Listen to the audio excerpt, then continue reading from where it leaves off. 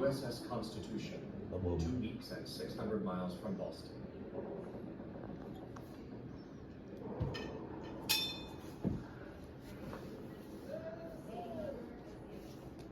Where away?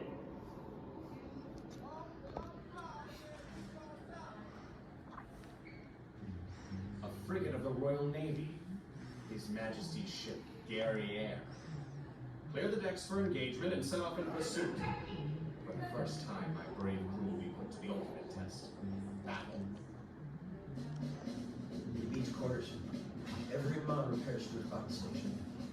Each gun crew lands their cannon, powder monkeys carry charges up from the magazine, marines stand ready on the fighting tops, the surgeon prepares the cockpit for the wounded. Silence!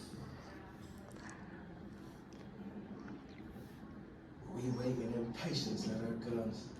Not a word is spoken, not a sound heard except now and then and on the tremor sound and the boatswain's shrill whistle.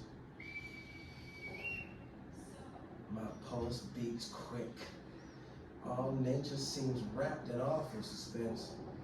The dot of death hangs as if it's trembling by a single hair, and no one knows on whose hand it will fall.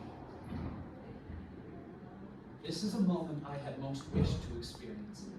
A man must be happy who sacrifices everything for his country. My ambition leads me this way, and should I be so fortunate as to prove serviceable to my country, I shall be in the zenith of my glory.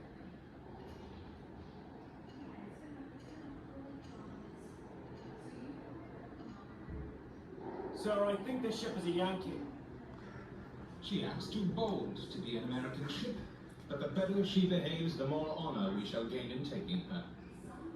As we close within a mile of the Yankee frigate, we hoist our colours and release a broadside on Constitution.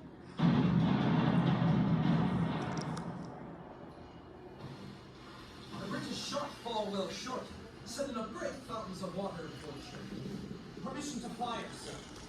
No firing at random. Let every man look well to his aims.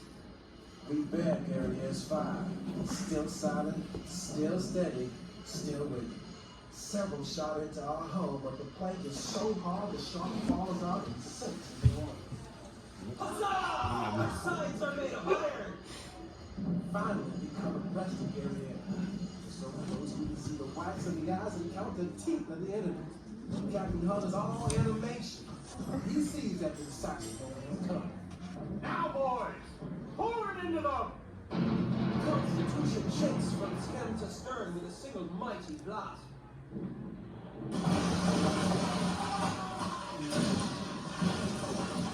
For a moment it feels as if heaven and earth have struck together. A more terrible shock cannot be imagined.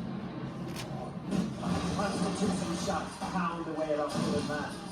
With a great cracking sound, our mizzen mast collapses like a felled tree, sending our topmen spiraling into the ocean.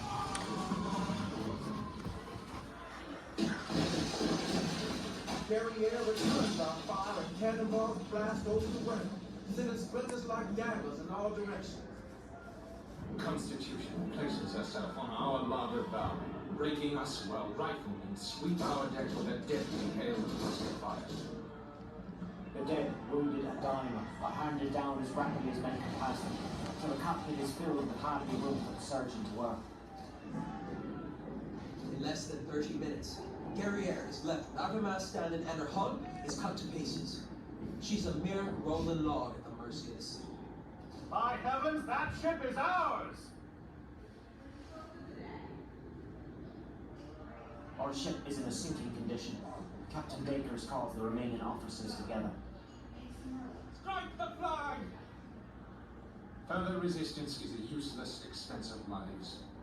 15 of my men are killed, and 63 are wounded. The victory is complete. Our casualties are 7 killed and 7 wounded.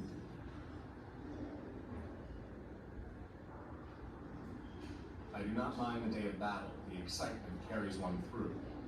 But the day after is fearful. It is so dreadful to see my men wounded and suffering.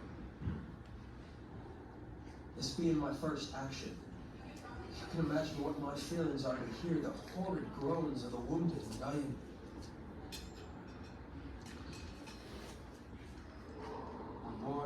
earth.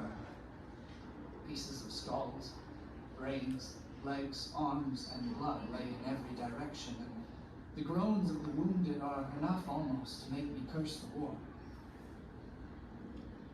Guerriere is so cut up that all attempts to bring her to port will be useless. Once the wounded and survivors are removed, we'll set her ablaze.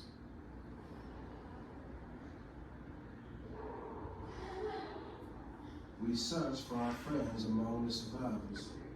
The surgeons from both ships worked together to help the injured. The conduct of Captain Hull and his officers to our men is that of a brave enemy, the greatest attention being paid to our wounded. Upon our arrival in Boston, a crowd cheers for us, ordinary sailors. Newspapers call it a brilliant naval victory, and our ship has earned a new nickname, Old Ironsides. I am proud to call myself a Constitution sailor, proud of what we achieved together, and thankful for the ship that protected me from harm.